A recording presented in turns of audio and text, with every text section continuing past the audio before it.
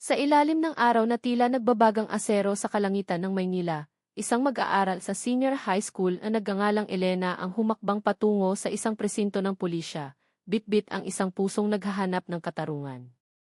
Ngunit ang kanyang matapang na pagpasok ay magbubukas lamang pala sa isang lihim na mas madilim pa sa anino ng gabi.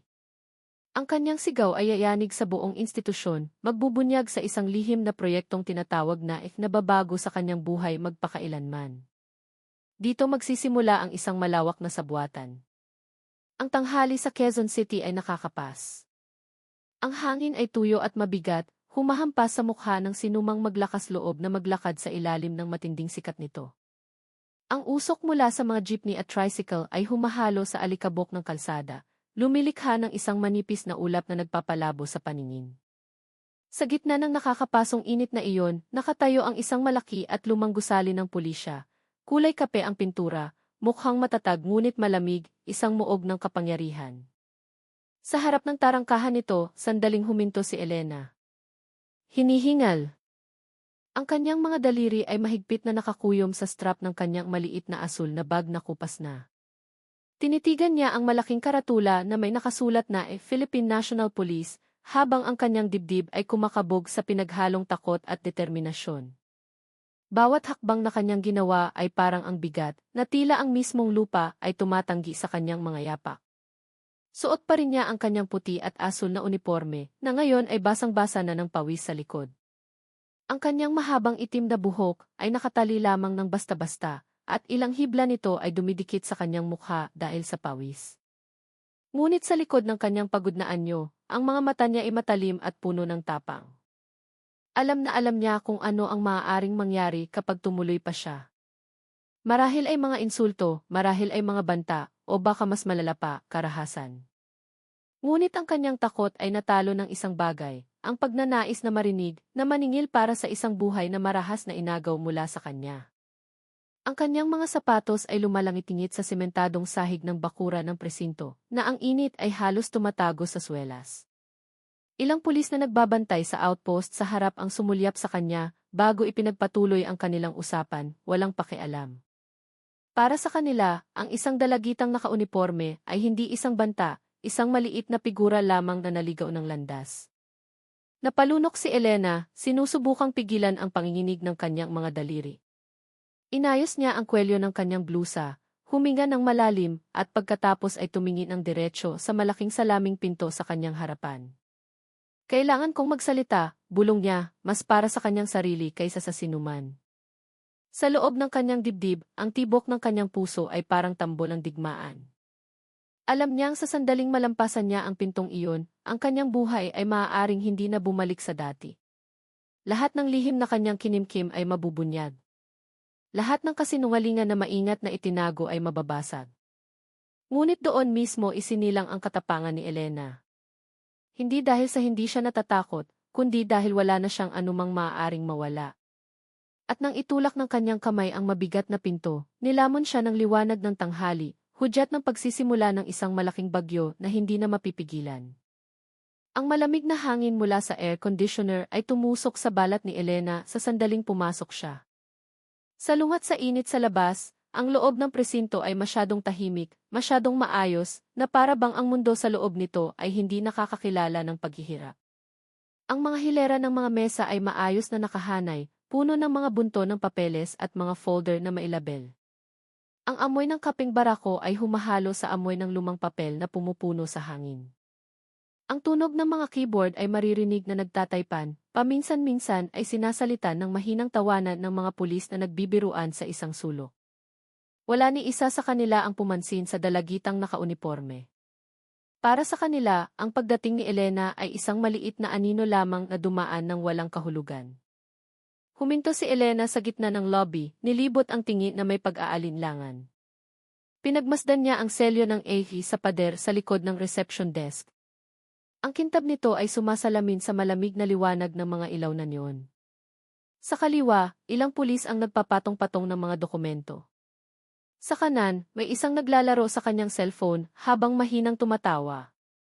Ang mundo sa loob ng presintong iyon ay tila umiikot sa isang ritmong walang pakialam sa pagdurusa ng sinuman sa labas. Habang nakatayo si Elena, ang kanyang dalawang kamay ay nanginginig habang hawak ang strap ng kanyang bag na para bang humuhugot ng lakas ng loob na halos maubos na. Sa wakas, napako ang kanyang mga mata sa isang silid na may pintong sarado. Sa itaas ng pinto, isang pangalan ang malinaw na nakasulat sa mga gintong letra. Hey, Ricardo Vargas. Ang pangalang iyon ay nagpabilis ng tibok ng puso ni Elena. Sa likod ng pintong iyon nagsimula ang lahat ng kanyang masasamang panaginip. Ang kanyang mga binti ay halos hindi na makahakbang, ngunit ang kanyang determinasyon ay tumangging sumuko. Alam niyang wala nang atrasan pagkatapos nito. Ang malamig na hangin ay parang nakakasakal, na tila ang mismong silid ay sinusubukang itakwil ang kanyang presensya. Ang maliliit ngunit matatag na hakbang ni Elena ay nagsimulang marinig ng malinaw sa gitna ng abalang opisina. Ilang pulis ang nagsimulang lumingon. Ang kanilang mga mukha ay nagpapakita ng pagtataka nang makita ang isang estudyanteng nag-iisa sa lugar na iyon. Ang mga tingin na iyon ay matatalim, mapaghinala, ngunit hindi inalis ni Elena ang kanyang paningin. Patuloy siyang naglakad patungo sa pinto na may pangalang iyon. Mabigat ang kanyang paghinga, ngunit ritmiko. Sa kanyang puso, marahan siyang bumulong, ngayon, hindi na ako mananahimik. Ang tunog ng printer at ang langit-ngit ng mga upuang bakal ay tila nagsisilbing saliw sa kanyang pagtungo sa isang paghaharap na iayanig sa buong gusali. Ang boses ni Elena ay bumasag sa lamig ng silid. Teniente Coronel Vargas, gusto kong makipag-usap, sigaw niya ng malakas, na naging dahilan upang ang dating tahimik na hangin ay biglang tumigil. Ang tawanan at kwentuhan ng mga pulis ay biglang natigil. Ang tunog ng mga keyboard na kanina iritmiko ay biglang nawala, nag-iwan ng alinggaw ng kanyang sigaw na umalinggaw sa pagitan ng mga kulay kapeng pader ng opisina.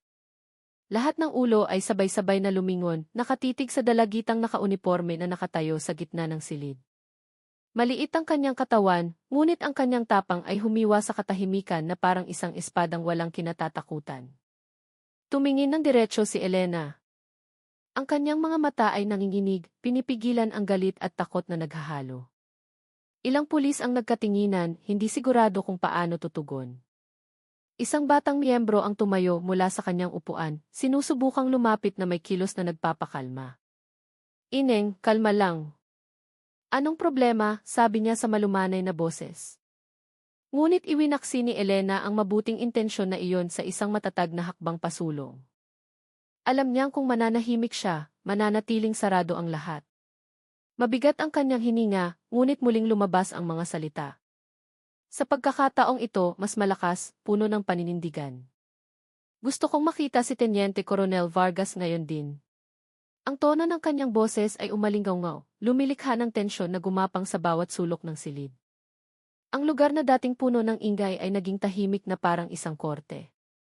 Ang mga pulis na nakaupo ay nagsimulang tumayo. Ang ilan ay nagkunwaring abala. Ang iba naman ay matalim siyang tinitigan na parabang si Elena ay isang banta.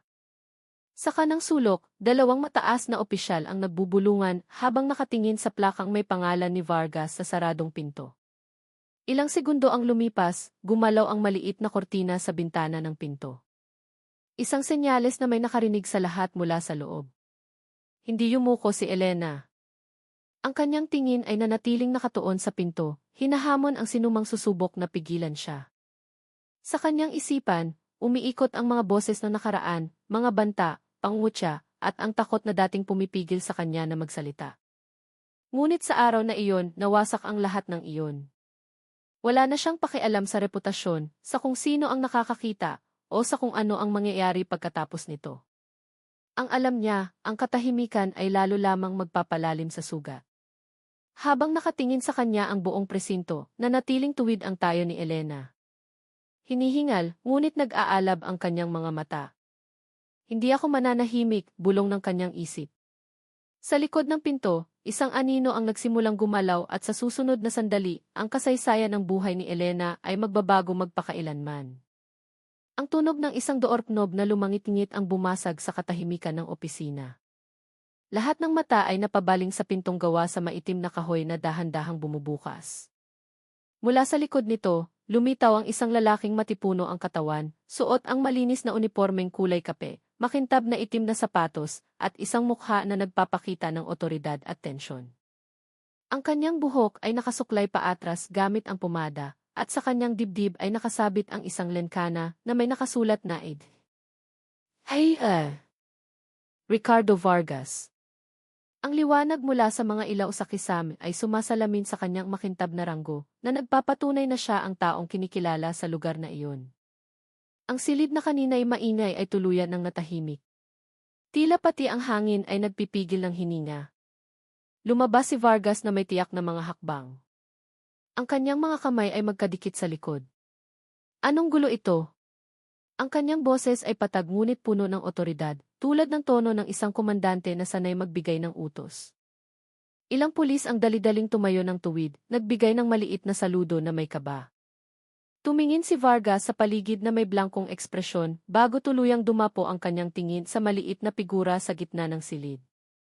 Ang dalagitang nakauniporme ay nakatayo ng tuwid, maputla ang mukha at nanginginig ang mga mata, ngunit hindi yumuyuko. Sa sandaling iyon, may nagbago sa loob ni Vargas. Ang manipis ng ngiti na sandaling sumilay sa kanyang mga labi ay nawala ng walang bakas. Nagtagpo ang kanilang mga mata sa unang pagkakataon. Ang hangin sa silid ay tila tumigas.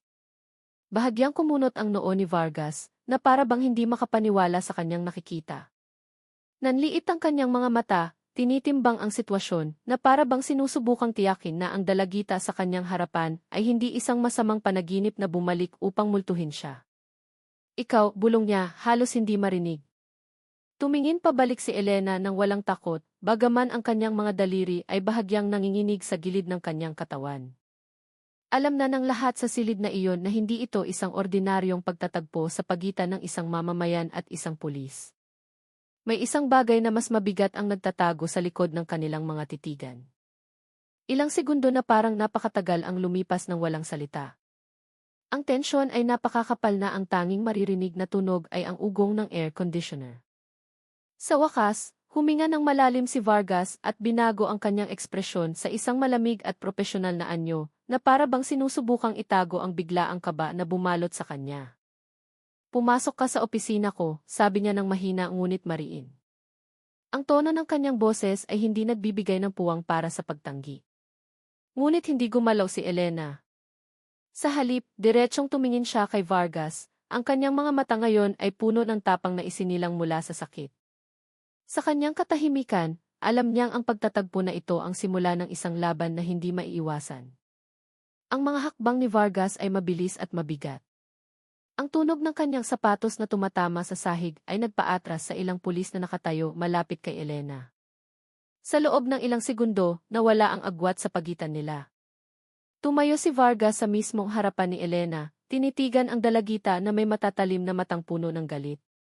Walang pag-aalinlangan, hinawakan niya ang braso ni Elena ng marahas na naging sanhi upang mapaigtad ito sa sakit. Anong ginagawa mo rito? Ha? Bulong niya ng matalim sa tainga ni Elena. Ang kanyang tono ay mababa ngunit parang kagat ng isang tunay na banta. Ang kanyang mainit na hininga ay humampas sa tainga ni Elena na ngayon ay namumula na. Umalis ka na bago mo pa ipahamak ang sarili mo, pagpapatuloy niya, mas mahina sa pagkakataong ito, ngunit puno ng panggigipit na halos magpaiyak kay Elena.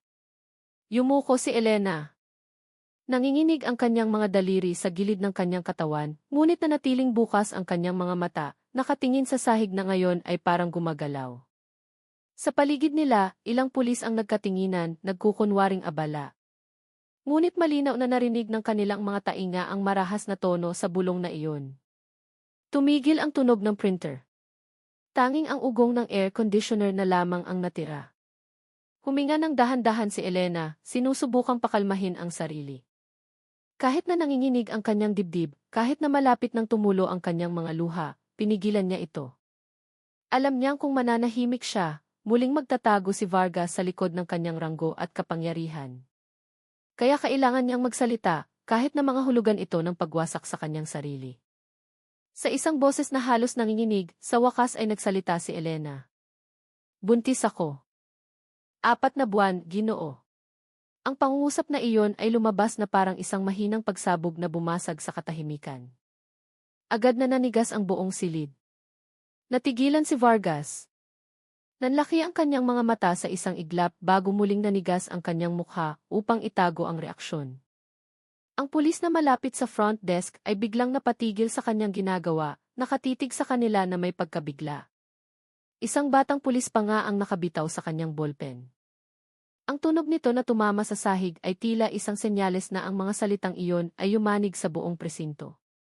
Tumingin sa sahig si Elena at sa wakas ay tumulo ang kanyang mga luha. Ngunit ang kanyang boses ay hindi na nanginginig sa takot, kundi sa tapang na naipit. Dahan-dahang binitawan ni Vargas ang kanyang braso, sinusubukang itago ang kaba sa likod ng kanyang matigas na mukha. Lumipat ang kanyang tingin sa paligid, tinitiyak kung sino ang mga nakarinig. Ngunit huli na, alam na ng lahat, at ang maliit na bulong na iyon ay naging isang baga na handang sunugin ang kanyang pangalan at ranggo.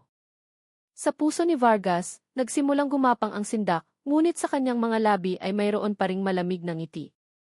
Alam niyang nagsisimula pa lamang ang isang malaking bagyo, at ang maliit na dalagita sa kanyang harapan ang siyang nagsindi ng apoy.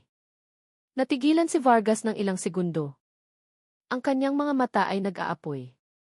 Nababaliw ka ba? Sabi niya ng mahina ngunit matalim, halos hindi marinig ng sinuman maliban kay Elena na nakatayo sa kanyang harapan. Ang mga ugat sa kanyang sentido ay umbok at ang kanyang mga kamay ay mahigpit na nakakuyom sa gilid ng kanyang katawan. Ngunit hindi na tinag si Elena. Dahan-dahang tumulo ang kanyang mga luha, ngunit ang kanyang tingin ay nanatiling diretsyo, tumatago sa pader ng takot. Sa loob niya ay mailabanan sa pagitan ng hiya at tapang, sa pagitan ng pagkawasak at katapatan. Napalunok siya, tiningnan ang lahat ng mukha na ngayon ay nakatingin sa kanya, at sa isang malalim na hininga, pinalakas niya ang kanyang boses hanggang sa umalingaw-ngaw ito sa buong silid. Buntis ako ng 3 buwan, at si Teniente Coronel Vargas ang ama, sigaw niya ng malakas, yumanig sa buong presinto. Ang pangungusap na iyon ay parang isang kidlat sa katanghalian. Lahat ay natahimik na para bang huminto ang oras. Ang mga ballpen ay huminto sa pagsusulat, ang mga kamay ay huminto sa pagtype. Ilang pulis ang nanigas sa pagkakatayo, ang iba naman ay tumingin sa sahig na para bang gustong iwasan ang katotohanan. Walang sinuman ang naglakas loob na magsalita, ngunit malinaw na ipinapakita ng kanilang mga mukha ang pagkabigla at takot. Ang hangin sa silid ay bumigat na para bang napuno ng pagkakasala at kuryosidad na naglalaban-laban sa gitna ng mga pigil na hininga. Namula ang mukha ni Vargas, nanlaki ang kanyang mga mata. Sinubukan niyang umiti, sinusubukang itanggi sa isang pilit na tawa, ngunit ang mga ugat sa kanyang lieg ay nanigas. Huwag kang magsalita ng kung ano-ano, bata, sigaw niya. Ngunit, ang kanyang boses ay paos, wala ng otoridad. Ilang pulis ang nagkunwaring abala sa pagpulot ng mga papel na nahulog.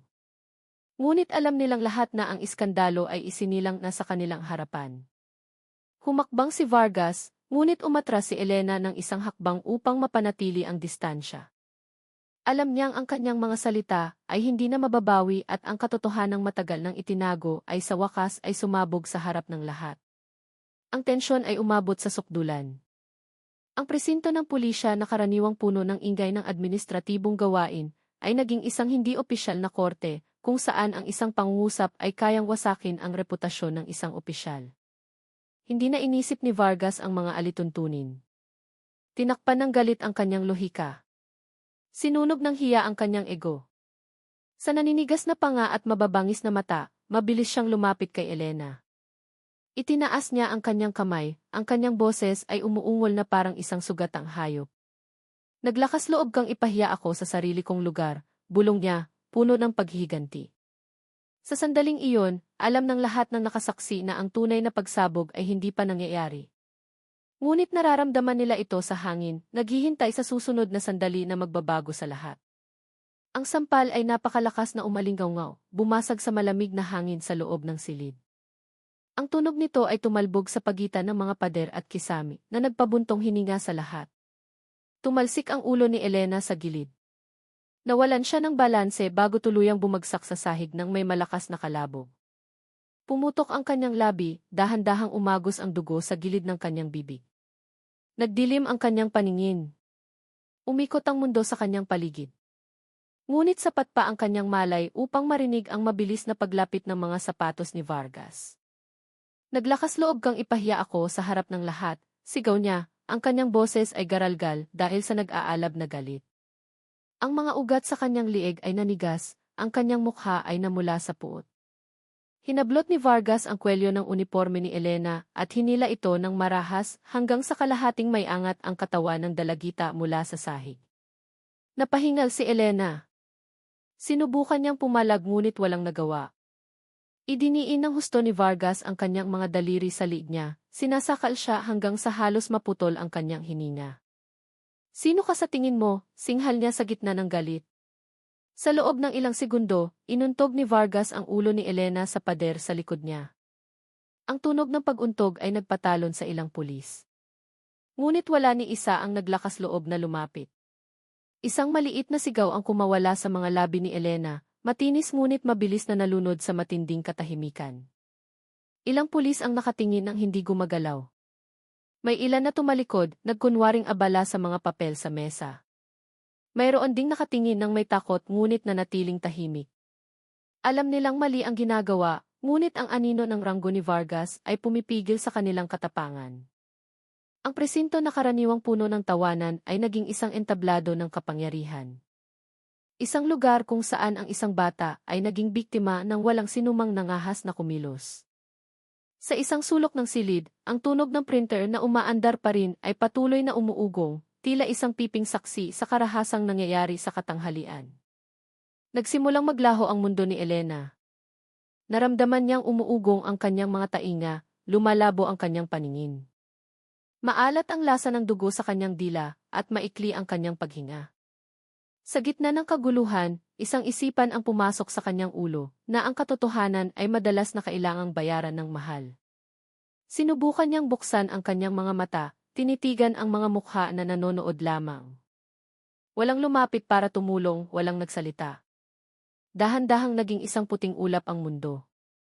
At bago siya lamunin ng kadiliman, naisip ni Elena na marahil ang katarungan sa bansang ito ay maipapatupad lamang ng mga taong handang mawala ang lahat.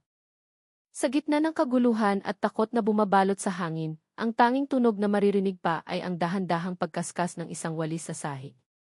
Sa isang sulok ng silid, isang matandang lalaki na may manipis na buhok at maitim na balat ang nagtatrabaho, tulad ng dati, na para bang walang pakialam sa karahasang naganap sa kanyang harapan. Siya si Mang Mateo, ang janitor ng presinto na matagal nang itinuturing na isang anino lamang. Luma ang kanyang damit, magaspang ang kanyang mga kamay dahil sa edad, at laging nakayuko ang kanyang mga mata. Walang masyadong nakakaalam tungkol sa kanya, maliban sa bihirang siyang magsalita at laging dumarating ng pinakamaaga. Ngunit sa araw na iyon, nang muling suntukin si Elena at bumagsak sa sahig, huminto ang pagwawalis. Tila nagpigil ng hininga ang mundo kasama niya. Dahan-dahang inilapag ni Mang Mateo ang kanyang walis sa sahig. Ang tunog ng kahoy na tumama sa semento ay narinig ng napakalinaw, hudyat ng isang pagbabagong hindi na malaya ng sinuman. Tuwid ang kanyang katawan kahit na hindi na siya bata. At nang iangat niya ang kanyang mukha, ang kanyang tingin ay hindi na tingin ng isang ordinaryong janitor. Ang tingin na iyon ay malamig, matalim at puno ng kontrol. Si Vargas, na hawak pa rin ang kwelyo ni Elena, ay hindi na malayan ang panganib na papalapit. Masyado siyang abala sa pagbubuhos ng kanyang galit at kahihiyan.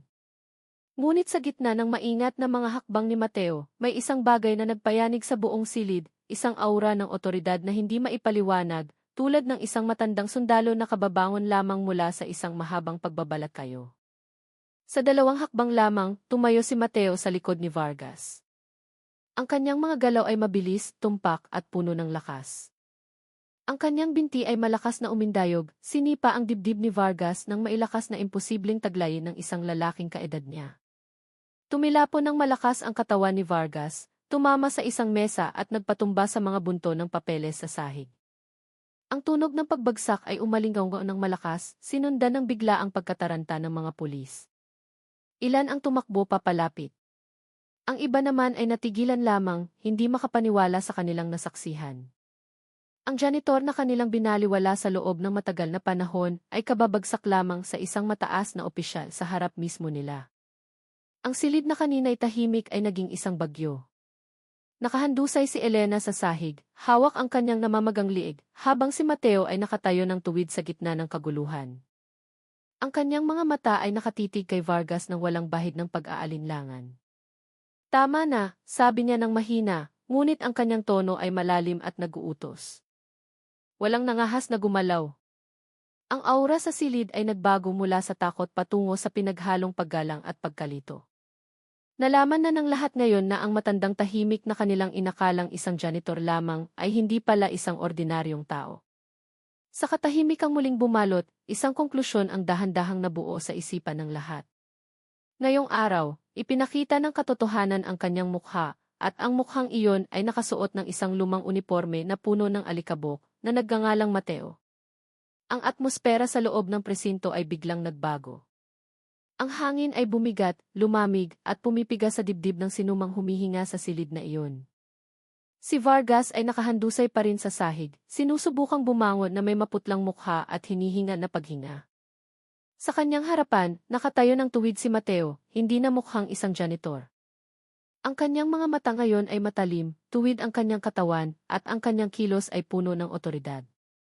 Dahan-dahan niyang dinukot ang kanyang bulsa, at pagkatapos ay naglabas ng isang madilim na identification card na may kilos na kalmado ngunit puno ng kahulugan. Inihagis niya ito sa sahig sa mismong harapan ni Vargas. Umikot ang card bago huminto, ipinakikita ang isang sagisag na may 3 gintong bituin na kumikinang sa ilalim ng ilaw ng opisina. Tila nagyelo ang silid. Lahat ng pulis ay nakatitig sa maliit na bagay na iyon na may di makapaniwalang mukha. May isang bumulong ng mahina, halos hindi marinig, 3 bituin. Ang mga salitang iyon lamang ay sapat na upang patayuin ng tuwid ang lahat ng tauhan. Nagkatinginan sila.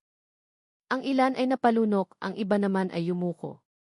Inangat ni Mateo ang kanyang baba ng bahagya. Ang kanyang boses ay mabigat at kalmado nang ipakilala niya ang kanyang sarili.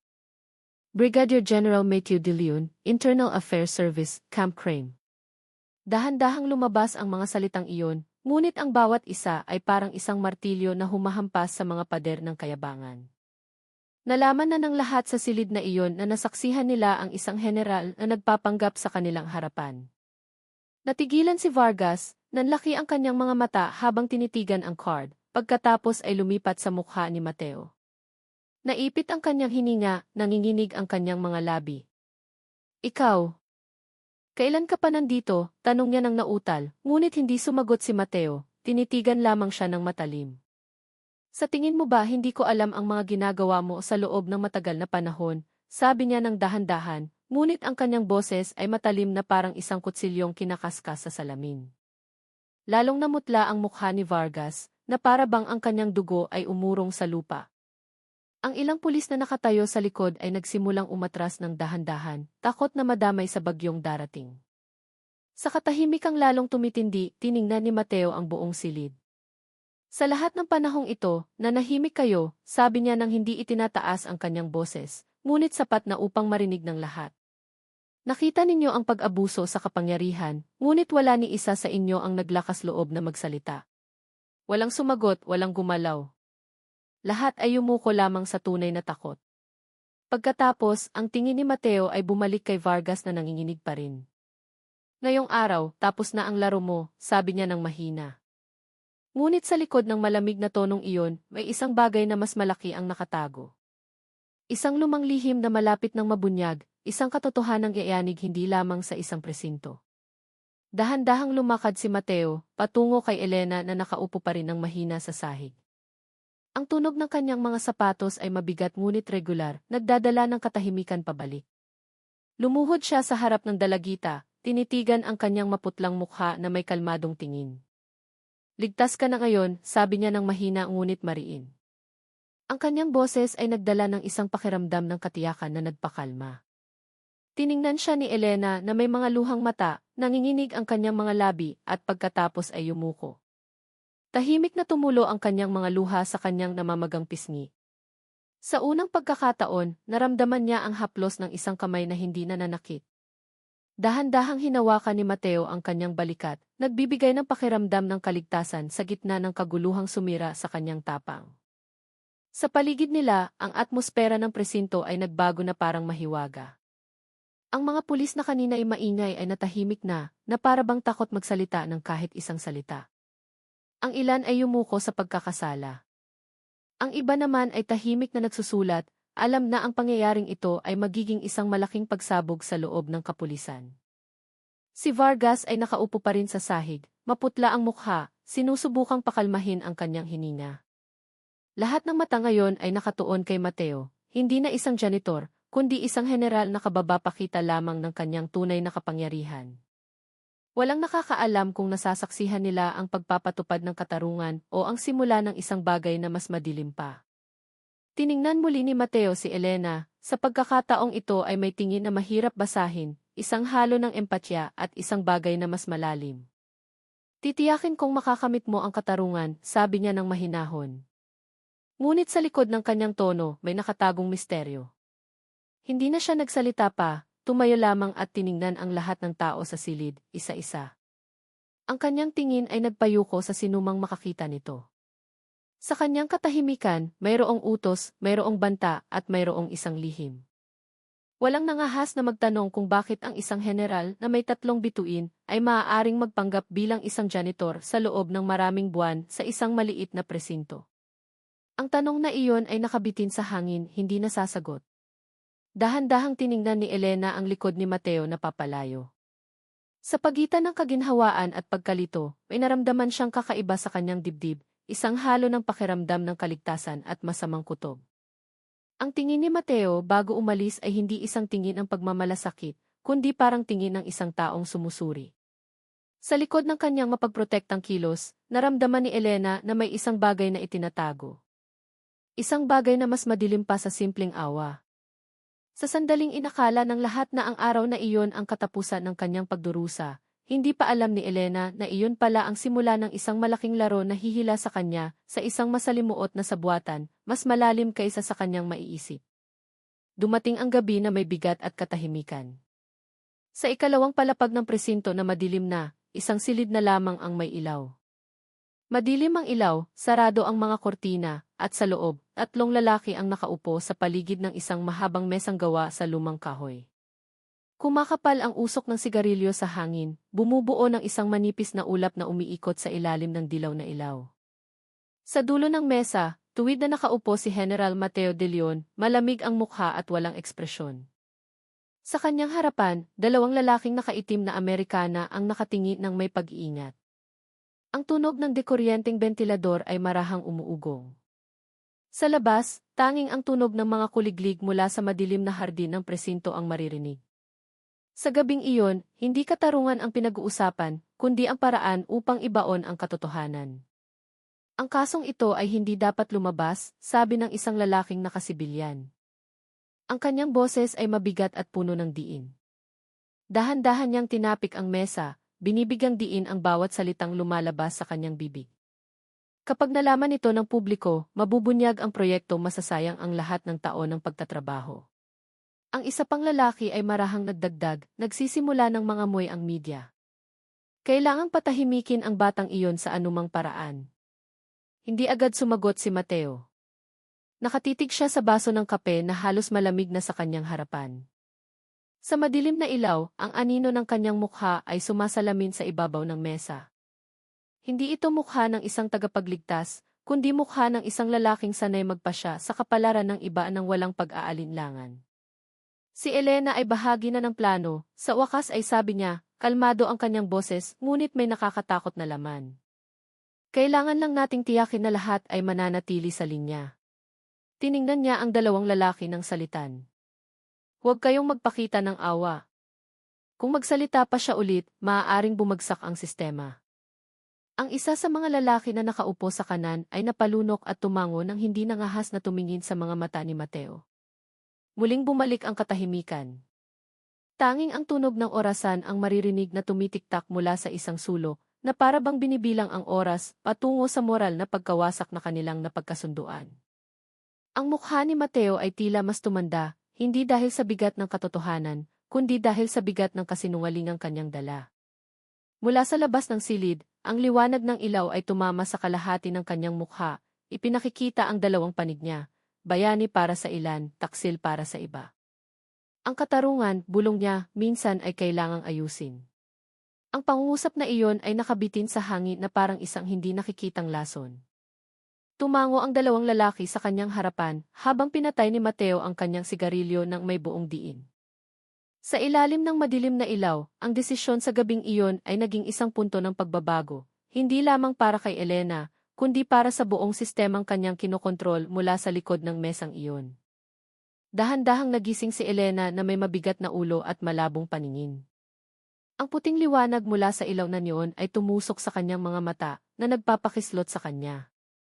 Ang amoy ng gamot at antiseptiko ay pumuno sa silid, nagdulot ng kakaibang pakiramdam sa kanyang ilong. Sinubukan niyang gumalaw ngunit mahina ang kanyang mga braso. May isang dextrose na nakatusok sa kanyang balat. Ang mga pader ng silid ay puting-puti at tahimik. Tanging ang tunog ng isang monitor ang maririnig na marahang tumitiktak sa gilid ng kama. Sa isang maliit na mesa sa tabi ng kama, may isang sariwang rosas na bulaklak at isang liham na may maayos na sulat kamay. Nanginginig ang kanyang kamay nang kunin niya ito. Nakasulat sa papel, ligtas ka. Magtiwala ka sa akin. Ang lagda sa ibaba ay malinaw, General Mateo de Leon. Matagal na tinitigan ni Elena ang liham. Sumikip ang kanyang dibdib. Ang mga salitang iyon ay dapat na nagpapakalma, ngunit sa halip ay nagpatayo ng kanyang mga balahibo. Lumingon siya sa pinto at nakita ang dalawang lalaking nakatayo roon, nakasuot ng puting uniforme na parang mga tauhan ng ospital. Ngunit ang kakaiba, wala silang mga namiplate sa kanilang dibdib, tanging mga blankong mukha na walang ekspresyon. Sinubukan ni Elena na ngumiti ng magalang at nagtanong sa mahinang boses, "Kumusta po ang nanay ko? Alam na po ba niya na nandito ako?" Nagkatinginan lamang ang dalawang lalaki at pagkatapos ay tumingin muli ng diretsyo nang hindi sumasagot. Malamig ang kanilang kilos, na para bang si Elena ay isang pasyente lamang na dapat bantayan, hindi isang taong kailangang bigyan ng paliwanag. Lalong naging mabigat ang atmosfera sa silid. Sinubukan ni Elena na bumangon, ngunit masyadong mahina ang kanyang katawan. Inabot niya ang liham sa kanyang kandungan, pinagmasdan muli ang sulat kamay ni Mateo. Bawat letra ay tila may dalawang kahulugan, sa pagitan ng proteksyon at banta. Naalala niya ang tingin ni Mateo sa presinto. Matalim, tiyak, ngunit may itinatagong hindi mahulaan. Ligtas ka. Ang mga salitang iyon ay umalingaw sa kanyang isipan, ngunit lalo siyang nakaramdam na nakakulong. Nagsimula siyang mapagtanto na ang lugar na ito ay hindi lamang isang ospital. Ito ay parang isang lugar ng paghihiwalay kung saan lahat ay kinokontrol ng isang hindi nakikitang kamay. Tumingin si Elena sa maliit na bintana sa kanang bahagi ng kanyang kama. Bahagyang nakabukas ang kurtina, ipinakikita ang tanawin ng hardin ng ospital na binabantayan ng dalawang lalaking nakaitim. Walang ibang pasyente na dumadaan. Walang tunog ng mga yapak ng nurse, tanging katahimikan na nagpapatigil sa oras. Dahan-dahan niyang hinawakan ang liham ni Mateo at bumulong, "Kung talagang ligtas ako, bakit parang nakakulong ako?" Sa labas ng silid, isa sa mga bantay ang maikling nagsalita sa isang maliit na radyo sa kanyang bulsa. Isang pangungusap ang malabong narinig na tumago sa pinto, "Gising na ang subheto." Naghihintay ng susunod na utos mula sa itaas. Sa sandaling iyon, napagtanto ni Elena na hindi na siya isang biktima, kundi bahagi ng isang bagay na mas malaki kaysa sa kanyang sarili. Ang silid ng interogasyon sa ibabang palapag ay malamig at masikip. Ang ilaw na neon sa kisame ay kumikislap, sumasalamin sa maputlang liwanag sa mga kulay abong pader na puno ng mga mansa ng halumigmig. Dalawang opisyal na nakauniporme ang nagdala kay Vargas papasok, nakaposas ang kanyang mga kamay. Ang kanyang mukha ay puno ng pawis at mga pasa mula sa mga naunang pagkakabugbog. Marahas siyang pinaupo sa isang upuang bakal. Ang tunog ng mga posas ay umalingaw sa tahimik na silid. Ang thesis camera sa sulok ng silid ay umilaw. Ang pulang ilaw nito ay patuloy na kumikislap na para bang isang piping saksi sa proseso ng batas na dapat sana inaayon sa patakaran. Ngunit sa gabing iyon, ang mga patakaran ay isang maskara lamang. Mula sa likod ng control room, nakatayo si General Mateo na magkakrus ang mga braso, pinagmamasdan ang monitor na nagpapakita ng mukha ni Vargas mula sa iba't ibang anggulo. Ang kanyang mukha ay kalmado, masyadong kalmado. Nagbigay siya ng isang maliit na senyas sa isa sa mga bantay sa kanyang tabi. Isang maliit na kilos ng kamay pababa na nangangahulugan ng isang bagay, patayin ang kamera. Nag-alinlangan sandali ang bantay, ngunit pagkatapos ay pinindot ang isang pindutan, at ang pulang ilaw sa sulok ng silid ay namatay, at ang screen ng recording ay naging itim. Kailangan natin ng isang scapegoat, sabi ni Mateo ng mahina, ngunit malinaw. Hayaan ang publiko na maniwala na siya ang nag-iisang may kasalanan. Huwag hayaang may maghinala pa. Ang kanyang boses ay patag, ngunit ang bawat salita ay parang isang hatol. Itinaas ni Vargas ang kanyang ulo. Ang kanyang mga mata ay nakatingin sa one-way mirror na alam niyang nagtatago kay Mateo sa likod. Tense ang kanyang mukha, ngunit ang kanyang boses ay nanginginig sa galit. Sa tingin mo ba hindi ko alam kung sino ang nag-utos ng lahat ng ito? Bulong niya, ngunit sapat na upang marinig sa mikropono na bukas pa rin sa control room. Ang mga salitang iyon ay nagpalingon sa isa sa mga bantay. Ngunit sa kabilang panig ng salamin, bahagyang umiti si Mateo. Halos hindi gumalaw ang kanyang mga labi. Tinitigan niya ang screen na may malamig na tingin na para bang ang galit ni Vargas ay isang ingay lamang ng insekto sa kanyang tainga. Manahimik ka, Vargas, sabi niya ng mahina, halos walang emosyon bago pa madamay ang pamilya mo. Ang mga salitang iyon ay mas matalim pa kaysa sa isang suntok. Natigilan si Vargas, nanigas ang kanyang katawan. Sa control room, kinuha ni Mateo ang isang manipis na folder na may nakasulat na at mabilis itong pinirmahan. Simula bukas, lahat ng dokumentasyon ay isusumite sa sentro, sabi niya sa tauhan sa kanyang tabi. Walang nangahas na tumingin sa kanyang mga mata. Sa loob ng isang gabi, ang kasaysayan ay maingat na pineke. Ang kamera ay pinatay, ang katotohanan ay binura, at siniguro ng isang general na mananatiling malinis ang sistema sa mata ng publiko, kahit na ang mga mansa ng dugo ay sariwa pa sa sahig ng silid ng interogasyon na iyon. Ilang araw ang lumipas mula nang mangyari ang insidente sa presinto, at ang sitwasyon ay tila bumalik na sa normal sa panlabas. Ngunit sa maalikabok at tahimik na silid ng mga papeles sa ilalim ng lupa, isang batang opisyal na nagngangalang Tenyente Marco Santos ang nagsasaliksik sa mga bunton ng lumang dokumento. Ang ilaw sa itaas niya ay marahang umuugoy, lumilikha ng mahahabang anino sa makitid na pader ng silid. Naghahanap siya ng mga dokumento para sa isang ulat, ngunit isang kulay kapeng folder na walang label ang nakakuha ng kanyang pansin. Luma na ang mga gilid nito at sa itaas ay may pulang selyo na may nakasulat na lihim ng estado. Nag-alinlangan sandali si Marco, lumingon sa paligid upang tiyakin na walang sinuman at pagkatapos ay dahan-dahang binuksan ang folder. Sa loob, natagpuan niya ang mga pahinang may makapal na sulat, sa ilalim nito ay may mga hilera ng pangalan at mga code. Tiningnan ni Marco ang listahan na may nakakunot na noo hanggang sa huminto ang kanyang tingin sa isang pangalan na nagpatigil sa kanyang hininga, Elena Reyes, 17 taong gulang. Sa kolum ng deskripsyon ay nakasulat na piling subheto para sa simulasyon ng kontrol sa emosyon at persepsyon ng publiko sa mga kaso ng moralidad sa institusyon ng batas. Binasa niya muli ang bahagi sa ibaba na nakasulat sa itim na tinta. Isang eksperimentong panlipunan para sa pagmamanipula ng opinyon ng publiko. Layunin, lumikha ng isang salaysay ng korupsyon at moralidad sa loob ng kapulisan para sa katatagan ng politika. Ang mga salitang iyon ay tumusok sa kanyang isipan na parang isang kidlat sa gitna ng gabi. Umatras si Marco ng isang hakbang, nanlaki ang kanyang mga mata sa hindi paniniwala. Tiningnan niya ang susunod na pahina at natagpuan ang isang diagram ng istruktura ng proyekto, kumpleto sa daloy ng utos at mga lagda ng matataas na opisyal. Nanginginig ang kanyang kamay nang matagpuan niya ang isang pangalan sa pinakailalim ng dokumento, Brig. Ethan. Mateo Leon. Bumilis ang kanyang hininga, nagulo ang kanyang isipan. Ang taong itinuturing na bayani sa kaso ni Elena ay siya palang utak sa likod ng lahat. Ang taong pinuri dahil sa pagliligtas sa dalagita ay siya mismong lumikha ng buong laro na ginawa siyang biktima. Ang mundong kanyang pinaniniwalaan bilang isang institusyon ng katarungan ay biglang naging isang kasinungalingan. Malamig na pawis ang dumaloy sa sentido ni Marco. Nagmamadali niyang isinara ang folder at tumingin sa pinto, na para bang may nagmamasid sa kanya.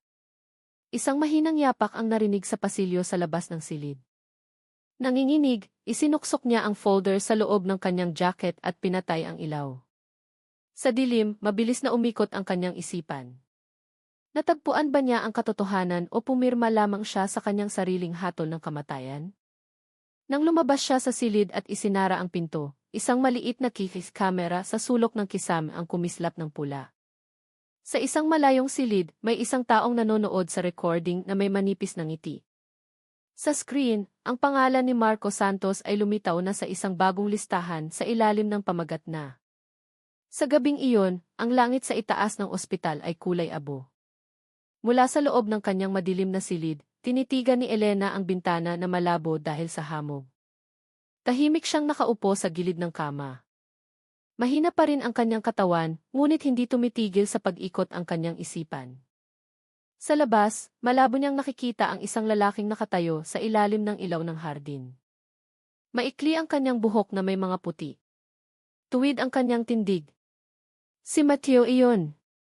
Ngunit ngayon, ang kanyang mukha ay hindi na mukha ng isang tagapagligtas tulad ng dati. Ang kanyang tingin ay blanko at malamig. Dahan-dahang gumagalaw ang kanyang mga labi habang nagsasalita sa telepono.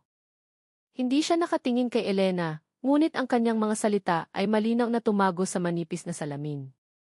Maayos na ang subhetong si Elena. Ihanda ang susunod na yugto. Nanigas si Elena. Agad niyang hinawakan ang kumot. Nanginginig ang kanyang katawan. Ang salitang i-subheto ay umalinggaw sa kanyang isipan na nagpasikip sa kanyang dibdib. Tinitigan niya ang anino ni Mateo na papalayo na nawawala sa likod ng kumikislap na ilaw ng hardin. Sa katahimikan ng gabing iyon, may nagbago sa loob niya. Hinawakan niya ang kanyang tiyan na nagsisimula ng lumaki. Dahan-dahang tumulo ang kanyang mga luha. Ano ba talaga ang plano ninyo? Bulong niya sa paos na boses, ngunit walang sagot. Tanging ang tunog ng monitor ang maririnig na marahang tumitiktak, na para bang binibilang ang oras patungo sa isang bagay na mas madilim pa. Ang ilaw sa silid ay biglang kumislap, 1, 2 beses, bago tuluyang bumalik sa normal. Lumingon si Elena. Walang nurse, walang tunog ng mga yapak. Ang hangin ay malamig at mabigat. Sinubukan niyang pindutin ang call button sa tabi ng kama, ngunit hindi ito gumagana. Mula sa likod ng salaming pinto, isang anino ang dahan-dahang papalapit. Mabigat at regular ang mga hakbang nito na nagpabilis ng tibok ng puso ni Elena. Nang magsimulang umikot ang door knob, muling kumislap ang ilaw ng mas mabilis at isang mahinang tunog ng kuryente ang umalingaungaw. Sa loob ng ilang segundo, ang buong silid ay biglang nagdilim. Sa control room ng seguridad ng ospital, ang mga screen ng TVs na nagpapakita sa silid ni Elena ay isa-isang namatay. Ang operator na nagbabantay ay tumingin sa monitor na may pagkalito. Ngunit bago tuluyang mamatay ang lahat, isang pangungusap ang lumitaw sa pangunahing screen, nakasulat sa puting letra sa itim na background. Pagkatapos noon, naging ganap na itim ang screen. Sa labas, malakas na umihip ang hangin ng gabi, ginugyog ang mga kortina sa bintana ng silid ni Elena na ngayon ay walang laman. Walang tunog, walang anino, tanging katahimikan na nag-iwan ng isang malaking tanong.